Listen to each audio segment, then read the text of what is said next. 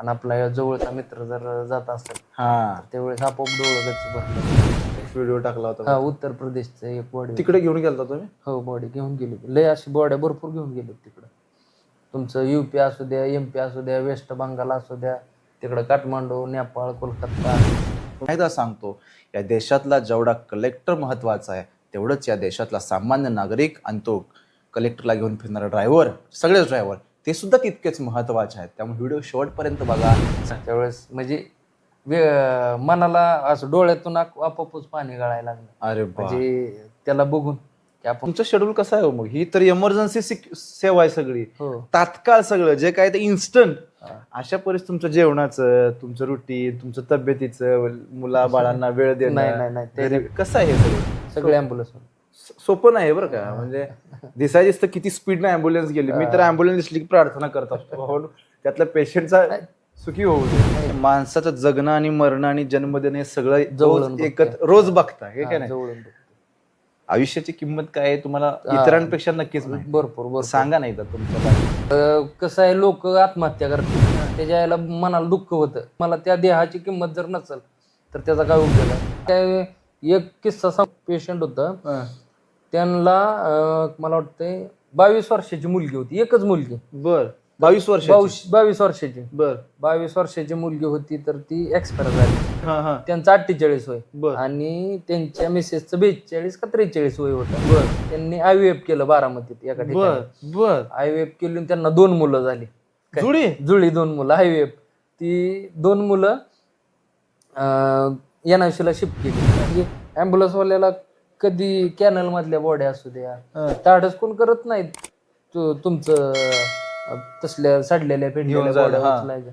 अहो, काय काय बॉड्या अशा असते त्या की गाडीत टाकलं ना की नाकातलाच वास जायचा नाही असल्या सडलेल्या बॉड्या उचलल्या. पण जर जीव मुठीत चालवूनच गाडी चालवायची ॲम्ब्युलन्सवाले.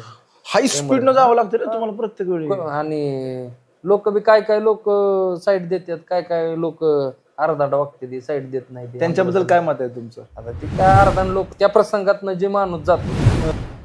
आता काय भारत पाकिस्तानचं युद्ध चालू आहे त्याच्यात जरी आपल्याला जरी बोलावलं ना तिकडे ॲम्ब्युलन्स चालवायचं हे सगळं सोडून मी तिकडे जाईल. क्या बात आहे. हे सगळं हा भाव म्हणजे मी देश सेवेसाठी मरायला तत्पर आहे. हो. हा भाव खूप महत्वाचा आहे. हा भाव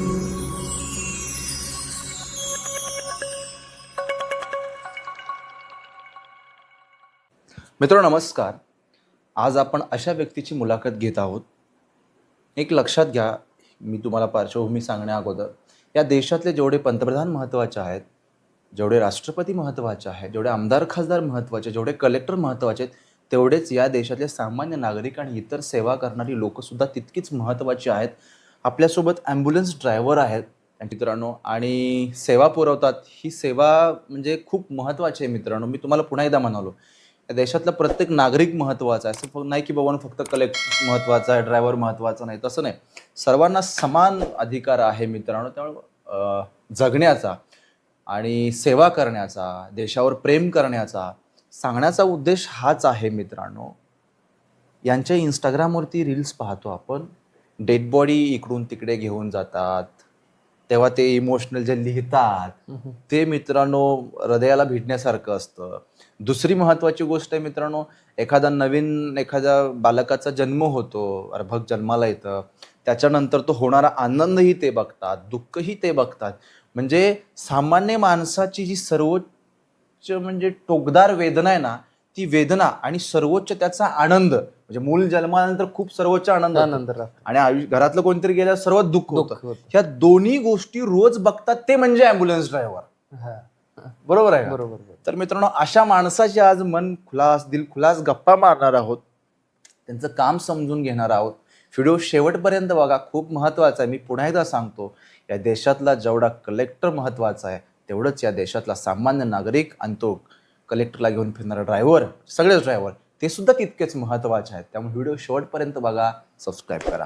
साहेब नमस्कार. नमस्ते. नाव काय म्हटलं आपलं? घोडके, देवा घोडके. देवा घोडके. किती दिवसापासून तुम्ही ॲम्ब्युलन्स ड्रायव्हिंग करताय? आता 2017 पासून. 2017 पासून. 16 पासून. बर, म्हणजे या क्षेत्रात कसं अनवधानाने आला की तुम्हाला हे ड्रायव्हिंग क्षेत्र आवडत होतं, काय ॲम्ब्युलन्स स्पेशली काय आवडत होतं? नाही नाही, मला ड्रायव्हिंग पहिल्यापासून लहानपणापासून आवडत होतं. ड्रायव्हिंगचा इंटरेस्ट आहे. हा, इंटरेस्ट आहे. बरोबर. बर बर. एक असा अनुभव सांगा मला की तिथं तुम्हाला खूप वाईट वाटलं होतं, बाबा डेड बॉडी असो किंवा इतर काही पेशंट असो, खूप वाईट वाटलं, जसं तुम्ही मला मग गाडीतून येताना सांगितलं की नाही, हा पेशंटचं कधी कधी बिल कमी भरता, हा. हे असा अनुभव सांगा ना आमच्या जरा प्रेक्षकांना. ज्या वेळेस म्हणजे मी पहिलेपासून 10वी पर्यंत आम्ही एकत्र शिक्षण घेत होतो. बर. तर आता आपण भरपूर बॉडी हे सोडल्या ना प्रत्येकाच्या होय घरी. होय होय. दीनानाथ हॉस्पिटलवरनं मी माझ्या मित्राला ॲम्ब्युलन्स मधनं आणायला लावलं हा. आणि बारामतीतून मी स्वतः त्याला घेऊन गेलो ना, हा. त्यावेळेस म्हणजे मनाला असं डोळ्यातून आपोआपच पाणी गळायला लागलं. अरे बा. म्हणजे त्याला बघून की आपण 10वी पर्यंत एकत्र राहिलो आणि आपला जवळचा मित्र जर जात असेल हा, तर त्यावेळेस आपोआप डोळं गच्च भरलं होतं. म्हणजे निशब्द हा, झालं. निशब्द झालं. आणि सर्वोच्च आनंद ह्या ॲम्ब्युलन्स ड्रायव्हर म्हणून काम करत असताना. जर एखाद्या आपण पेशंटला जर मदत केली आणि त्यानं जर आपल्याला आशीर्वाद वगैरे चांगलं दिला तर त्याचा आपल्याला कंटिन्यू आनंदच राहतो त्या गोष्टीमधून. असा आहे विषय. तुम्ही मगाशी ओळखीनं कुठं 1500 बिल कमी करणं वगैरे, जर सांगा ना हे किस्सा सगळा. ती आता जर एखादा पेशंट असेल म्हणजे माझ्या थ्रू हॉस्पिटल मग कोणी मला फोन केला की बाबा नो माझा असं असं पेशंट आहे तर कुठं ऍडमिट करायचं काय करायचं, तर आपण मग त्यावेळेस त्यांची पेमेंट कुठं वाचल ह्याचा प्रयत्न करतो. आता तुम्हाला सिटी MRI ला तर तुम्हाला माहिती आहे भरपूर पैसे लागतात. मग आपल्या ओळखीने एका फोननी त्याचं जिथं 10 रुपये जायचं तिथं 5 रुपये जर गेलं तर त्याचं आपल्याला समाधान राहतं आणि त्याला बी वाटतं की यायला कुठंतरी माणुसकी नावाची चीज आहे माणसाच्या जीवनात. माणुसकी बद्दल तुमचं काय मत आहे? तुम्ही तर रोज माणुसकी अनुभवत असता. आता कसं आहे माहितीये का, माणुसकी तर कुठंतरी बघाय कोणाच्या थ्रू तरी बघाय भेटते, नाहीतर आता सगळी राक्षस वृत्तीची लोक आहेत ती तुम्हाला माहित आहे. आता जर आपण जर एखाद्याला मदत जर करायची म्हणलं काय तर आपण मानसिकतेच्या भावनेनंच मदत करतो ना. काय तर त्याच्यातनं जे आनंद भेटतो त्याच्यातनं जी आपल्याला आशीर्वाद भेटतात की तुम्हाला कुठंच भेटणार नाही. ही अनेकांना लक्षात येत नाही. आता प्रत्येकाचा वेगवेगळा विचार करण्याची शरणी असते, आपली वेगळी आहे थोडी. तुम्ही पाठीमागे काहीतरी UP चा काहीतरी एक मुलगा डेड बॉडी घेऊन जाताना का बिहारचा कुठली तरी एक व्हिडिओ टाकला होता. हा, उत्तर प्रदेशचा एक बॉडी तिकडे घेऊन गेलता तुम्ही? हो, बॉडी घेऊन गेलो. लय अशी बॉड्या भरपूर घेऊन गेलो तिकडं. तुमचं UP असू द्या, MP असू द्या, वेस्ट बंगाल असू द्या, तिकडं काठमांडू, नेपाळ, कोलकाता. इथनं? हा, इथनं बारामती कसं आहे, बारामती, पुणे. पुणे रेग्युलर चालतं, बारामती पुणे रेग्युलर चालतं. म्हणजे हाय सेंटरला जर हाय सेंटरच्या पेशंटला गरज असेल तर मग पुणे चालतं कंटिन्यू. मला सांगा तुमचं शेड्यूल कसं आहे मग? ही तर इमर्जन्सी सेवा आहे सगळी, तात्काळ सगळं जे काय ते इन्स्टंट. अशा परिस्थितीत तुमचं जेवणाचं, तुमचं रुटीन, तुमचं तब्येतीचं, मुला बाळांना वेळ देणं, नाही कसं आहे हे सगळं? वेळच देता येत नाही. तर तरी पण कसा काढता त्यातनं? जर आपण आता कॉलवरनं आलो, मी थोडक्यात मुंबईला गेलो कॉलला, जर सकाळी गेलो 8-9 ला, रात्री जर 12-1 जर आलोय, 12-1 आलोय, जर नुकतं झोपायचं म्हणलं आणि जर दुसरा कॉल पडला तर उठून यावंच लागतंय ना. इमर्जन्सी सेवा द्यावीच लागते लोकांना, नाहीतर त्याचा उपयोग काय. आपण जर लोकांना जर मदतीला येत नसेल त्याच्यात झोप होत नाही, जेवण नीट भेटत नाही. आणि पेशंट एकदा घेतलं इथनं बारामतीतनं घेतलं तर ते पोचूस तर आम्हाला कुठं वॉशरूमला सुद्धा थांबता येत नाही. जीवाची पर्वा न करता त्याला व्यवस्थित पोचवायचा प्रयत्न करायचा. ॲम्ब्युलन्सवाली करतात आपले सगळे ड्रायव्हर भाऊ, सगळे ॲम्ब्युलन्स. सोपं नाही बरं का, म्हणजे दिसायचं किती स्पीडनं ॲम्ब्युलन्स गेली. मी तर ॲम्ब्युलन्स दिसली की प्रार्थना करत असतो त्यातल्या पेशंटचा सुखी होऊ दे. ही तुमचं नाही, सगळी ज्याचा पेशंट ॲम्ब्युलन्स मधून गेलाय, ज्याचा घरचा माणूस ॲम्ब्युलन्स मधून गेलाय, ती 100% पाया पडल्याशिवाय राहणार नाही. किती गडबडीत असू दे तुमचा माणूस, आपल्याला दिसतं ना डोळ्यात समोर. आपण जरी गाडी चालवत असेल तर इकडं तिकडं लक्ष असतं आपलं. तुम्ही माणसाचं जगणं आणि मरण आणि जन्म देणं हे सगळं एकत्र रोज बघता, हे काय नाही. आयुष्याची किंमत काय आहे तुम्हाला इतरांपेक्षा नक्कीच भरपूर सांगा नाही तुमच्या भाषेत दिलखुलास. आता कसं आहे, लोक आत्महत्या करते काय. आता मी आजकाल म्हणजे आता ह्या 4-5 वर्षात इतकी यंग घरी सोडलेत ना हा. त्याच्या आईला मनाला दुःख होतं. मला त्या देहाची किंमत जर नसेल तर त्याचा काय उपयोग आहे. आणि लोक राव सरळ सरळ कुठं फाशी घेतात, कुठं पॉयझन घेतात. ना अशा केसेस माझ्याकडं महिन्यातनं 2-4 कोणी फाशी घेतली त्याला घरी सोडवायचं बॉडी, कोणी औषध पिऊन मेलंय, कोणी गाडीखाली जीव दिलाय, अशी भरपूर. आणि यंग मुलं आहे ते डिप्रेशन मध्ये जाऊन. काय वाटतं हा. याबद्दल तुम्हाला? आता काय त्यांना कसलं मानसिक त्रास असतं काय त्यांना माहिती. कसला त्रास काय झाला? तुम्हाला सांगतो आता, जरी तुम्हाला काय टेन्शन असेल कुठल्या गोष्टीचं तर हा. तुम्ही 2 दिवस बाहेर थांबा. हा. काय त्या विचारापासून, त्या माणसांपासून किंवा काय त्या वस्तूपासून तुम्ही थोडं 2 दिवस बाहेर लांब फिरा. तुमच्या आईबापाला तुम्ही गेलेलं दुःख राहतं आणि तुम्ही गेल्यानं ते पाठीमागचं जे काय असेल त्याचा प्रश्न सुटत नाही. ते प्रश्न तसाच राहतो, ते सुटतच नाही प्रश्न. मग ते तो कसला मानसिक त्रास असो काय असो की बाबा त्याच्यातनं ते पर्याय काढतात आणि स्वतःच्या ह्याला संपवून टाकतात. असं आहे. तसं नाही केलं पाहिजे नाही लोकांनी. केलं पाहिजे. कारण की ती ज्यावेळेस आता यंग तरुण ज्यावेळेस आत्महत्या करतो, आत्महत्या करून आपण ज्यावेळेस घरी सोडायला जातो आणि काय त्या घरच्यांची कंडिक्शन बघून त्याच्या आईला मन असं कालवाल पोटात कालावतं की त्याच्या आईला ही गेला ह्याच्या मरणानं. पण कारण नसताना शिल्लक कारणानं लोक आई वडिलांना दुःख. आई वडिलांना किती त्यांचा एवढं लहानपणापासून त्याला लहानाचा मोठा करायचा हे करायचा आणि त्यानं ते ही टोकाची भूमिका उचलायची. त्या आईबापाला काय वाटणार. म्हणजे अशी भरपूर उदाहरणं मी बघितली, भरपूर म्हणजे विचारून नाही एवढे बॉड्या सोडल्यात तरुण मुलांच्या. ते म्हणजे निशब्द आहे ना हे हा सगळं. ती विचारच करायचं नाही त्यानं. आता हे तर म्हणजे मृत्यूच्या बाबतीतलं झालं. हा. एखाद्याच्या घरी म्हणजे 7-8 वर्ष मूल होत हो, नाही, होत बरेच नाही, होत प्रयत्न नाही. करून बरोबर, बऱ्याचदा मूल होत नाही. हो. मुलगा मुलगी नंतर प्रश्न आहे काही ते ठिकाणी, पुढचा विषय. पण काहीतरी मूल होऊ दे आपल्या घरी हा. असं असतं. असा एखादा कधी पेशंट सोडलाय आणि तो जो आनंद होता तो तुम्हाला आजपर्यंत लक्षात आहे असं? नाही नाही, आता कसं आहे मी कंटिन्यू लहान बेबी शिफ्ट करतो. हा, म्हणूनच म्हणलं तुम्हाला. बारामतीत कंटिन्यू म्हणजे कंटिन्यू कुठं पुण्याला असेल, कुठं इकडं अकलूजकडं असेल, कुठं सोलापूरला असेल, कुठं मुंबईला असेल. तर ज्यावेळेस आता काय काय एक किस्सा पेशंट होतं त्यांना मला वाटतंय 22 वर्षाची मुलगी होती, एकच मुलगी. बर 22 वर्ष 22 वर्षाची. बर 22 वर्षाची मुलगी होती तर ती एक्सपायर झाली. बर मग एक्सपायर झाल्याच्या नंतर त्यांचं वय मला वाटतंय आता त्यांना बाबा तरी कसं म्हणायचं, त्यांचं 48 वय आणि त्यांच्या मिसेसचं 42 का 43 वय होतं. बर त्यांनी IVF केलं बारामतीत एका ठिकाणी. बर IVF केली आणि त्यांना 2 मुलं झाली. जुळी 2 मुलं IVF. ती 2 मुलं NICU शिफ्ट केली आणि शिफ्ट केल्याच्या नंतर म्हणजे आता मी म्हणलं बाबा ह्यांचं वडील कुठं आहेत काय, तर बाबा म्हणलं मीच वडील आहे. मग त्यावेळेस मला इतकं आश्चर्य झालं की त्याच्या आईला ज्याला मुलं होत नाहीत, म्हणजे ज्याला मुलं आहेत आणि त्याला त्यांची किंमत नाही, त्या लोकांनी ह्यांचा आदर्श घ्यावा. तर त्यांना काय त्याची खंत वाटली ना. मग त्यांची मिसेसला थोडा बीपीचा प्रॉब्लेम होता.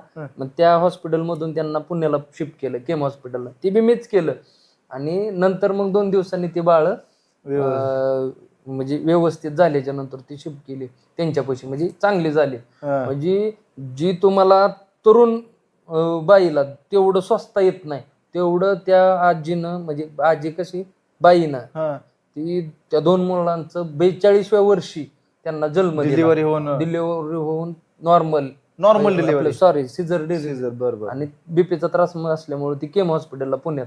मग इथनं मी ती 2 बाळ घेऊन परत त्यांच्यापाशी दिल्यावर इतकं भारी वाटलं की त्याच्या यायला आपण त्यांनी मला सहकुशीनं त्यावेळेस म्हणजे 2 वर्षापूर्वी माझं भाडं देऊन मला त्यांनी 1000 रुपये पेढ्याला दिलं. म्हणजे त्याचा आनंदच त्यांचा वेगळा. मला बी ती आश्चर्यच वाटलं की त्याच्या यायला एवढ्या जास्त वयात सुद्धा ह्यांना शरीरानं पण डॉक्टरने पण अर्थात ट्रीटमेंट भरपूर चांगले दिले. त्याच्यामुळे ट्रीटमेंट केल्यामुळे ते झालं असणार, नाहीतर ते म्हणजे बऱ्याचदा यंग असून पण त्रास होतात. रोज 1 ना 2-3 बाळ शिफ्ट करतो. त्यातली सगळ्यात पुरी सिझरच्या एक बी नॉर्मल होत नाही. शक्यतो 100त 1, 2, 3, 10 पकडा. नाही तुम्हाला काय वाटतं कशामुळे होत असेल वगैरे? आताच कसं आहे खाण्याचं सगळं हायब्रिड, खाण्याकडे लक्ष नाही. बरं खाणं बी हायब्रिड आलंय, गावरान खाणं राहिलं त्याच्यामुळे ती आता मला सांगा, तुम्हाला शरीराचं मोल खूप माहिती आहे बरोबर. हो. माणसानं काय सांभाळलं पाहिजे शरीराच्या बाबतीत? माणसाने शरीर तर सांभाळच पाहिजे, हो. पण तुमच्या भाषेत जाऊन काय खाल्लं पाहिजे, त्यानं कसं वेळेत शेड्यूल ठेवलं पाहिजे तर? आताच कसं झालंय, आपण लहान लेकरू जरी रडायला लागलं तर त्याच्यापाशी मोबाईल देतोय. पहिलं तर आपल्या वेळेस काय मोबाईल होतं का? ज्यावेळी मला वाटतं 2005-6ला नोकिया हे तसलं मोबाईल आलं, त्यावेळेस होतं का आपण लहान होतो त्यावेळेस मोबाईल? बिटको पाजलं की ती शांत तासभर झोपायचं. आणि मोबाईल देते ते आता. आणि हे आता आता मी माझ्या पोराला रडते मग मोबाईल देतो. मग चुकीचं आहे की? चुकीचं आहे की. पण आता काय करणार, ही पिढीच आली असली तशी तर काय करणार त्याला आपण. आता आपली आई पहिलं जर पोरगं रडायला लागलं तर त्याला कुठं खुळकुळा हातात द्यायची, कुठं काय द्यायची हातात. ती खुळकुळा बिळकुळा ही पद्धत तर मग आता तर मला कुठं दिसतच नाही. काय त्याला मोबाईल किंवा टीव्ही लावून दिला की त्यानं ती त्याच्याकडेच गुंग बघत होतं. बसायचं, गुंग होऊन आणि आई जायचं. आईच्या कामात. आई आईच्या कामात. पहिल्या आया तुम्हाला सांगतो काम करत करत 2-2 लेकरं सांभाळत होते. लेकरू सांभाळ म्हणलं तरी ती म्हणाल दुसरं 10 कामं केलेलं परवडेल, पण एक लेकरू नको म्हणते. आणि ते तेवढं टास्क आहे पण हो, लहान मुलांना सांभाळणं थोडं. टास्क आहेत की, पण पहिल्या बाया काय, पहिल्या बायांना 5-5 लेकरं व्हायची आणि ती एकट्या हँडल करायच्या. आताच्या पोरींना सांगा बरं तुम्ही पण कशामुळे झालं असेल असं वाटतं तुम्हाला? आता काय ही आधुनिक पिढी आली सगळी, ह्यांना काय अजून म्हणजे जी पहिलं म्हाताऱ्या माणसांपासून शिकण्यासारखं होतं ही ह्यांना नको आहे शिकाय. ह्यांना फक्त मोबाईल बिबाईल पाहिजे.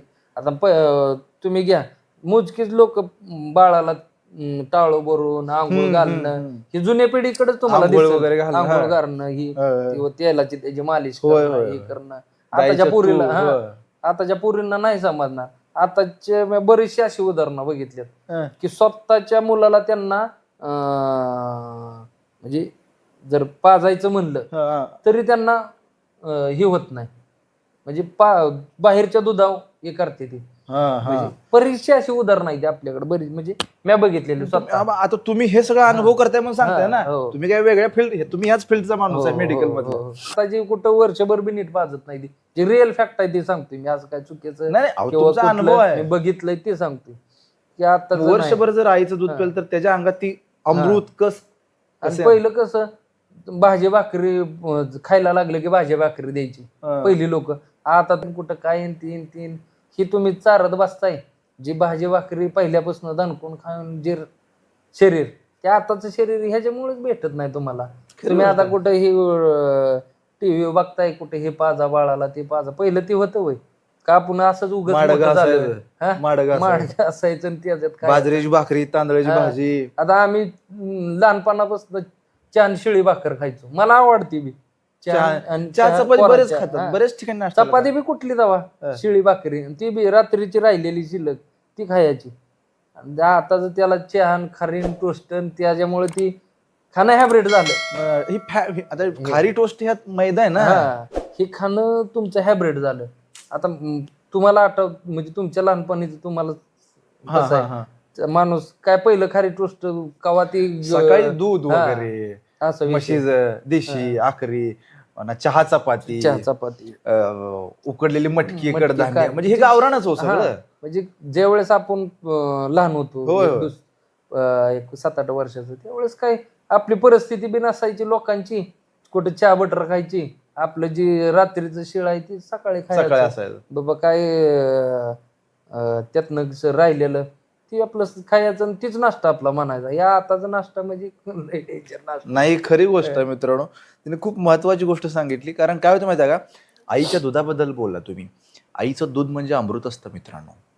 आणि म्हणजे स्तनपान करत असताना आईचा आणि मुलाचा जो लळा असतो ते फक्त दूध त्याच्या पोटात जाते, प्रेम जातं, आपुलकी जाते, जिव्हाळा जातो, नम्रता जाते, सहनशीलता जाते. आणि आई जे खातं तेच त्या दुधात उतरतं. मग काय बरोबर आहे. त्यामुळे आईचं जर डाएट हेल्दी असेल तर त्या मुलालाही चांगलं जातं. ही खूप महत्वाची गोष्ट आहे मित्रांनो. आणि तुमचा अनुभव आहे, रेग्युलर तुम्ही अनुभव घेताय, बघितलंय ते सांग. मग ही मुलं मोठी कशी व्हायची जर 1च वर्षात जर आईला फक्त पेत असतील तर? आता ती काय मग ही अशी कार्टून पिढी निघतीच की. त्यांना काय नीट ह्यांना मागाशी तुम्हाला नाही सांगितलं, 5वी-10वीचा पोरगा ते पहिलीचा वाटतोय आता. खरी गोष्ट आहे राव. म्हणजे राहिलंच नाही शरीर सृष्टी तुमची. 10वीच्या मुलाची 5वी-3री गत वाटते. असं झालंय. मी ऑब्झर्व आता सकाळी येतानाच मी गोष्ट ऑब्झर्व केली. एक मुलगा सहज भेटला मला, मी लहान दिसतोय म्हणून त्याला तो म्हणला मी 10वीला आहे आणि तो वाटत होता केवढा माहिती आहे का, 4थी किंवा 5वी. 5वीचं. मग तीच सांगतोय ना, तीच फॅक्ट आहे. खाण्यात बदल, खाण्यात बदल, तुम्हाला जे आई वडिलांच संस्कार बिघडत चालल्यात. चाललं म्हणजे आताच्या आपल्या पिढीचं, होय. आपल्या आई वडिलांची जी पिढी होती तीच एक नंबर पिढी. मला सांगा, आई वडिलांनी मुलाकडं कुठलं लक्ष दिलं पाहिजे नेमकं? काय त्याचं बाबा ती कुठल्या वायपड म्हणजे लहानाचं सांगतो, लहानाचं सांगतो त्याला, जेणेकरून त्याचं खाणं टाइम टेबलवर ठेवलं पाहिजे. त्याला थोड्या धार्मिक गोष्टी कळल्या पाहिजेत, थोड्या बाहेरचं नॉलेज पाहिजे त्याला, की बाबा नको लोकांशी कसं वागायचं, काय करायचं. नाहीतर कसं आहे, त्याला द्यायचं काही बी लावून मोबाईलवर ह्याच्यावर त्याच्यामुळे ती एंगेज राहते त्याच्यातच. म्हणजे त्याला काही धार्मिक गोष्टी समजा, आईच मोबाईल घेऊन बसते आजची परिस्थिती. मग तीच झालंय ना. मग ही आता जे पिढीच खराब निघाली, त्याच्यामुळे मुलांकडे लक्ष राही ना. मुलांकडे ह्यालाच ह्याच्या मोबाईल मधनं टाइम भेटना. त्यात तुम्ही असो, मी असो, कुणी बी असो, ह्याला आपल्याच मुलांकडे लक्ष देता राही. सकाळचं उठलं की तुम्हाला मोबाईल लागतोय, म्हणजे मला बी लागतोय. असं नाही की सकाळचं पहिले लोकांकडे काय मोबाईल होतं काय, उठलं की पोरग उठलंय का बघायचं आणि पुढचं चालू. त्याला खाया पिया घालायचं. कोणाला एखादा वडीलच जरा पहिलवान खमकी असतो, मग तू माझ्या पोराला पहिलवान करायचं. ती सकाळी उठला की 5लाच उठायचं पोरग, की बाबा उठ जा व्यायामाला हे कर. आता जे म्हणते झोपू दे पोरग, काय रातभर जागलंय. आपण कशामुळे जागलंय? आमचं बापा आम्हाला लाता टाकून उठवायचं, चा उठ कामाला. जरी दुपारनं जरी शाळा होती तरी बी सकाळी लवकर उठायची सवय, काय 2 घास खा. नाही, ह्या गोष्टी खूप महत्वाच्या आहेत. पण मला एक सांगा ना, म्हणजे हा तर सगळा अनुभव आहे, तुम्ही ऑब्झर्व केला किंवा तुम्ही बालपण अनुभवलं, त्यातनं तुम्ही सांगताय, बरोबर आहे. पण ॲम्ब्युलन्स ड्रायव्हरचं आयुष्य नेमकं कसं आहे? एक आता लॉंग रूटला गाड्या चालतात, त्यांचं एक आयुष्य वेगळंच आहे. तसं ॲम्ब्युलन्स ड्रायव्हरांचं कसं आयुष्य आहे? ॲम्ब्युलन्सवाल्यांचं कसं आहे, म्हणजे आता तुम्हाला खाणं टाइम टेबलवर नाही, काय तुम्हाला मुलाबाळांना वेळ देता येत नाही. परत दुसरा विषय म्हणजे तुमचं सगळं शेड्यूलच खराब आहे ॲम्ब्युलन्सवाल्यांचं. कसं आहे, कधी फोन येईल सांगू शकत नाही. तुम्ही जर 2 दिवस जरी ड्रायव्हिंग करून कुठं पेशंट हे सोडून जरी तुमची झोप नसेल आणि तुम्हाला फोन आला, तर ती मजबुरी म्हणून तुम्हाला उठावंच लागतंय ती. आणि तुम्हाला त्यांना शरीर थकलंय तरी तुम्हाला काम करणं गरजेचंच आहे. आता काय वेळेस, आता परवाच एक उदाहरण देतो. मी 11 वाजता पुण्याहून पेशंट सोडून आलो, 11-12 वाजले. आता जेवण हे करून मला तर 12-1 वाजले झोपाय. आता माझा मुलगा लहान असल्यामुळे मला 12-1 वाजतेच, कारण ती झोपतं 6ला 10 वाजूस तर त्याचं 12 वाजता मोबाईलच बघणं असतं. त्याला ती झोपल्यावर मग लहान बाळ झोपल्यावर बरोबर आहे, सगळीकडे तसं 10-11 वाजता 12 वाजल्या झोपाय. आणि लगेच मला पहाटे 6ला फोन आला की ऍक्सिडेंट झालाय म्हणून, की मोरगाव रोडला ऍक्सिडेंट झाला, मला यायला जमल का? आता मस्त उठायची इच्छा नव्हती, पण आता फोन आलाय, आपण ॲम्ब्युलन्सवाला आहे, तर उठून ती जाऊन त्याचा जीव वाचवणं म्हणून कामच आहे आपलं. मग अर्धा तास झालं त्याला कोणच बघत नव्हती. म्हणजे प्रायव्हेट गाड्यावाले कोण रिस्क घ्यायला लागले, काय गेलं. मग इथनं मी त्याला सांगितलं, माझ्यापासून तू 14 किलोमीटर आहे. त्यानं लोकेशन पाठवलं, ह्या लोकेशनला पडलंय. मी इथनं दुसऱ्यानेच कोणतरी सांगितलं, हा दुसरं शेजारने बघणार, म्हणजे माणुसकीच्या नात्यानं, तर रक्त वाहतंय हे वाहतंय. मग मी इथनं त्याला सांगितलं, त्यानं म्हणलं बाबा 14 किलोमीटर लोकेशन आहे, तरी बी मी एक 5 ते 6 मिनिटात येण्याचा प्रयत्न करतो. काय 14 किलोमीटर 6 मिनिटात? हा. मग मी तिथनं घरनं ॲम्ब्युलन्स पैसे आलो, ॲम्ब्युलन्स मारले, टाटर घेऊन गेलो तिथं त्या पॉइंटला, घेऊन आलो आणि ऍडमिट केलं. ते आता म्हणजे त्या दिवशी परवा दिवशी त्याचं वडील माझा आभार मानाय आलं, तुमच्यामुळे आमचं पोरग वाचलं. बरं, मेजर ऍक्सिडेंट मेजर ऍक्सिडेंट डोक्याला लागलं होतं त्याच्या. व्यवस्थित झालं, व्यवस्थित. देव तुमचं भलं करो, त्यांचं भलं करो. आणि दुसरा विषय असा, म्हणजे ॲम्ब्युलन्सवाल्याला कधी कॅनल मधल्या बॉड्या असू द्या, ताडच कोण करत नाहीत तुमचं तसल्या सडलेल्या पेंडलेल्या बॉड्या उचलायच्या. काय बॉड्या अशा असते त्या की गाडीत टाकलं ना की नाकातलाच जायचा नाही, असल्या सडलेल्या बॉड्या उचलते ते ॲम्ब्युलन्सवाले. आणि ते पोच करावं लागतं, ते पोच करावं लागतं. म्हणजे ॲम्ब्युलन्सवालीच नाही, ॲम्ब्युलन्सवाला असो, PM वाला असो, डॉक्टर असो, कोणी असो, सगळे सगळे हा म्हणजे काम डेंजर आहे ऍम्ब्युलन्स वाल्याचं. पण जर जीव मुठीत चालवूनच गाडी चालवायची ऍम्ब्युलन्स वाल्याची. हाय स्पीड न जावं लागतं रे तुम्हाला प्रत्येक वेळी. आणि लोक बी काय लोक साईड देतात, काय लोक अर्धाट वागते ती साईड देत नाही ते. त्यांच्याबद्दल काय मत आहे तुमचं? आता ती काय अर्धाण लोक, त्यांना काय त्यातलं त्या प्रसंगातनं जे माणूस जातो. आता थोडक्यात माझ्या घरातलं पेशंट आहे, माझ्या घरातल्या पेशंट बाबा मी चाललोय काय माझा ऍम्ब्युलन्स मध्ये अनुभव झालाय, ती लोक लगेच साईड देणार. जी लोकांना तळमळ वाटती किंवा काय वाटते ती लोक ज्याच्या अंगी माणुसकी आहे, तो माणूस लगेच साईड देणार. पण ज्याच्या अंगी माणुसकी नसेल, अर्धांड असेल, ते काय येडपाट, त्याला काय कळतच नाही. पण मला सांगा, त्यांना समजा काही सल्ला द्यायचा असेल तुम्हाला, ऍम्ब्युलन्सची गाडी पाठीमागं साईडला सरकत नाहीत, तर त्यांना सल्ला काय असेल तर काय देणार तुम्ही? की बाबा नो, माणुसकी नावाची जर चीज आपल्याला राखायची असेल किंवा आपल्याला जर पुढच्याचा जीव महत्वाचा असेल, काय बाबा आता पुढचा माणूस जर महत्वाचा असेल, तर आपण थोडं दाखवले पाहिजे, माणुसकी दाखवली पाहिजे. कुठलीही गोष्ट मुद्दाम ॲम्ब्युलन्सवाला चालवत नाही. काय आपण त्यांना सहकार्य करायची भूमिका त्या लोकांनी ठेवावी. अर्निंग सोर्स कसा असतो याच्यामधून? व्यवस्थित अर्निंग सोर्स होतो का? म्हणजे इन्कम व्यवस्थित होता? इन्कम हो का, तुम्ही सेवा केली ना, तुम्हाला त्याचा मेवा भेटतो. पण ती बी मेवा लय लालची नसून काय बंधून खाता आला पाहिजे. नाहीतर आमच्या धंद्यात सगळा हरमळी तळमळीचा पैसा आहे. काय डॉक्टर फील्ड ह्याच्यात त्याच्यात सगळे तळमळीचा पैसा आहे. पण त्या तळमळीचा पैसा तुम्ही बाबा तुमच्याकडे 2 रुपये आहेत आणि माझं पेशंटला खर्च जर 4 रुपये होत असेल, काय तर तुम्ही ते 2 रुपयात जर घेतलं तर ती तुम्हाला हरमळ धरमळीचा पैसा नाही. उलट माणूस स्वइच्छानं देतो.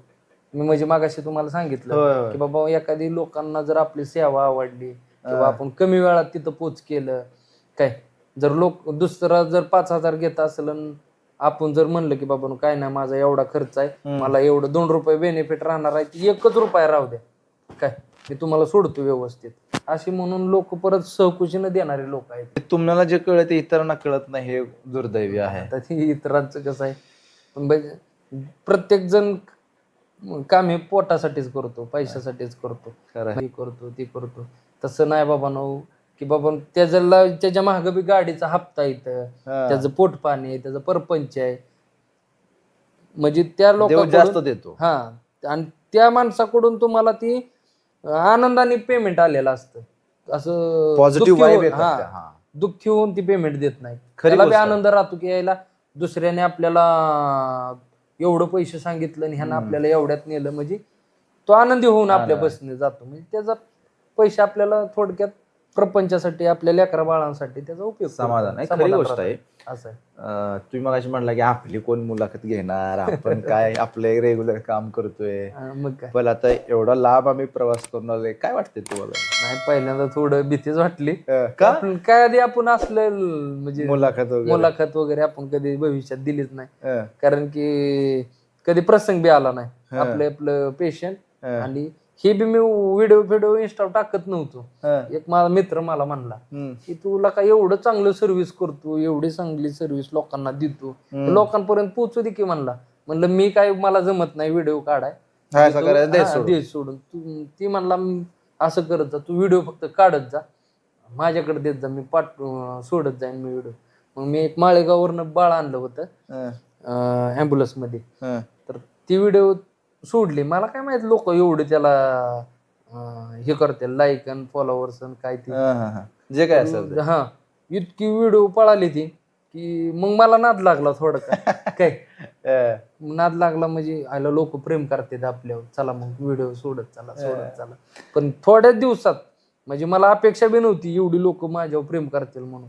आता जिथं दिसेल तिथं म्हणते लोकांना ॲम्ब्युलन्सवाला इंस्टाला, ॲम्ब्युलन्सवाला म्हणजे माणुसकी बोलतात. खरी गोष्ट आहे. पण तुम्हाला जर बोला म्हणजे त्याच्यात आपल्याला भारी वाटतं ना, आपल्याला कामाचा हुरूप येतो की प्रेरणा मिळते, काम चांगलं करते, काय नाही, माणूस आहे शेवटी चुकतोच, कुठं तरी चुकतो. जो माणूस चुकत नाही तो माणूसच नाही. आणि चूक सुधारतो तो देव माणूस. देव माणूस. हा पण तुम्हाला समजा धन्यवाद म्हणायचं आहे बाबांनो, हा. म्हणजे तुम्ही म्हणता हे आपलं रेग्युलर काम आहे, पण आमच्यासाठी कौतुकाची गोष्ट आहे, ही सगळ्यांसाठीच कौतुकाची गोष्ट आहे. फक्त लोक बोलत नाहीत. आम्ही मुलाखत घेण्याचं धाडस केलं. धन्यवाद म्हणायचं असेल तर कसं म्हणा? धन्यवाद म्हणजे आता माझे जे ज्या लोकांनी मला इथपर्यंत पोहोचवलंय काय, त्या लोकांचं मी आयुष्यभर ऋणी राहील. कारण की ऋणी म्हणजे त्यांच्यामुळेच आपली ओळख झाली. त्यांनी व्हिडिओ माझ्या बघितल्या, शेअर केल्या, लाईक केलं. त्या लोकांनी जेवढं हे केलं मला वरती काढलं, त्यांच्यामुळे तुमची माझी ओळख झाली. माझे व्हिडिओ लोकांपर्यंत पोहोचल्या, त्याच्यामुळे त्या लोकांचं मी मनापासून म्हणजे आभार व्यक्त करतो. आणि त्यांना मी आयुष्य काय काय इन्स्टावली अशी माझी ओळखीची आहे ती, की थोडक्यात त्यांना मी कधीच विसरू शकत नाही. ज्यावेळेस स्टार्टिंगला त्यांनी मला सल्ला दिला, तो असं काम करतोय, चांगलं करतोय, पण ह्याच्यात थोडी सुधारणा कर, किंवा अजून लोकांना गोरगरिबांना मदत कर, एखाद्या कडे पैसे नसेल तर घेत जाऊ नको, असं ज्यावेळेस तशा व्हिडिओ टाक म्हणले, ते आपण करत गेल्यावर लोकांचा रिस्पॉन्स येत चांगला रिस्पॉन्स येत गेला. पण काय असतं, आता तुम्ही काम करता म्हणजे बहुतांश लोक त्यांच्या त्यांच्या परीने चांगलं काम करत असतात समाजामध्ये, पण ते हेरून त्यांच्यापर्यंत पोहोचणं मित्रांनो खूप टफ आहे. का टफ आहे तर लोकांना वाटतं की ठीक आहे, लोकांना फक्त ग्लॅमर असणारी लोकच काहीतरी करू शकतात असं वाटतं, पण तसं नाही आहे मित्रांनो. या देशातला प्रत्येक नागरिक महत्त्वाचा आहे. मी जसं म्हणाले तसं आपण मुलाखतीच्या निष्कर्षाकडे येतोय. याबद्दल शिकण्यासारखी हेच गोष्ट आहे, आपण आपल्या क्षेत्रात केलेलं काम ही देशसेवाच आहे, ही या नागरिकांची देशाची सेवाच आहे मित्रांनो. तुम्ही कोणतेही काम करा, प्रामाणिकपणे करा. पैसा तर नक्कीच मिळवणं प्रत्येकाचा उद्देश आहे, पण त्याच्यातून सेवेचं समाधान. आता काय भारत पाकिस्तानचं युद्ध चालू आहे, त्याच्यात जरी आपल्याला जरी बोलावलं ना, तिकडे अँब्युलन्स चालवायचं, हे सगळं सोडून मी तिकडे जाईल. क्या बात आहे. हा भाव म्हणजे मी देश सेवेसाठी मरायला तत्पर आहे, हा भाव खूप महत्वाचा आहे. हा भाव तुमच्यात आहे. याच्याच कौतुकामुळे आज आम्ही तुमच्यापर्यंत पोहोचलो, तुमची मुलाखत घेतली. आम्हालाही समाधान आहे, शिकण्यासारखं आहे.